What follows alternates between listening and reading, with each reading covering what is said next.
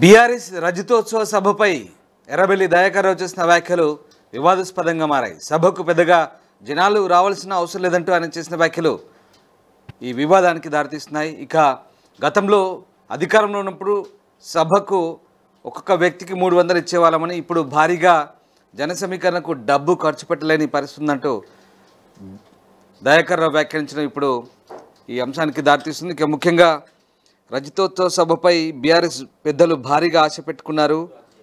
మరోవైపు ఇటు బీఆర్ఎస్లో ఎర్రబెల్లి కామెంట్స్ కలకలం రేపుతున్నాయి.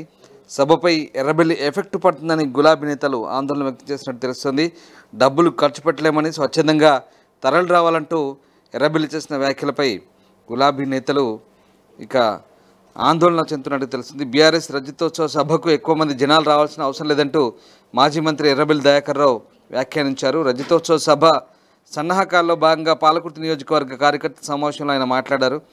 గతంలో మన సభలకు ఎక్కువ మంది రావాలని 200 నుంచి 300 ఇచ్చేదన్నారు.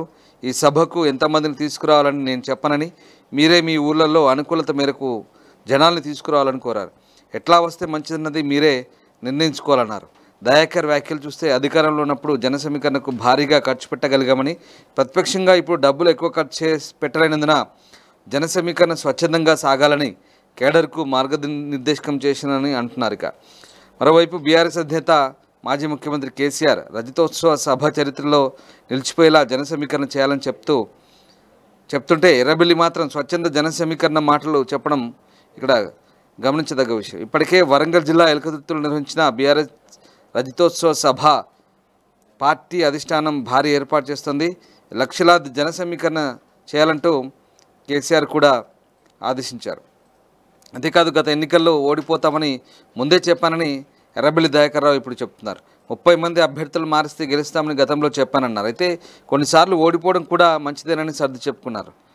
ఇక కేసీఆర్ అసెంబ్లీ అభ్యర్థులను ప్రకటించిన తర్వాత తన అభిప్రాయాన్ని చెప్పారు. కనీసం 30 మంది అభ్యర్థులను మార్చాల్సి ఉందన్నారు ఎర్రబెల్లి దయాకర్ రావు.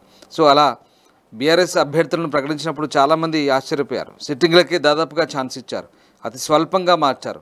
ఎన్నికలకు చాలా ముందుగా అభ్యర్థులను ప్రకటించడంతో చివరి నిమిషంలో అయినా అభ్యర్థి మారుస్తారని అనుకున్నారు. కానీ 1-2 మార్పులు తప్ప అంతా వారితోనే బరిలోకి దిగారు. సానుకూల ఫలితాలు రాలేదు.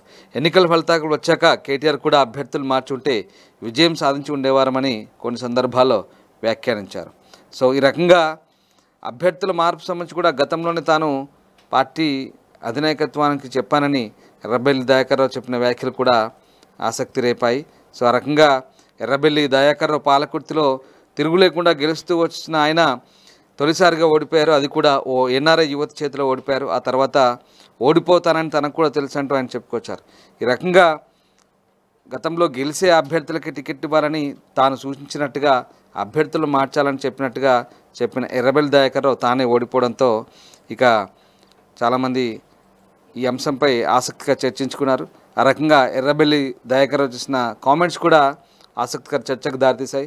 మొత్తం మీద ఇప్పుడు ఎర్రబెల్లి దయాకర్ రావు జన సమీకరణ సంబంధించి రజతోత్సవ సభ జన సమీకరణ సంబంధించి డబ్బులు ఇవ్వలేమని, స్వచ్ఛందంగా తరలి రావాలంటూ చేసిన వ్యాఖ్యలైతే బీఆర్ఎస్ నేతల్లో ఆందోళన మొదలైంది. భారీగా జన సమీకరణ చేయాలనుకుంటున్న బీఆర్ఎస్ పార్టీకి ఎర్రబెల్లి వ్యాఖ్యలు ఇప్పుడు కొంత పార్టీ క్యాడర్లో అయోమయానికి గురవుతున్నట్టుగా చర్చించుకుంటున్నారు. ప్రపంచంలో ఏ మూల ఏ క్షణం ఏం జరుగుతుందో వేగంగా తెలుసుకోవడానికి తొలి వెలుగు వాట్సాప్ ఛానల్ని ఫాలో చేయండి.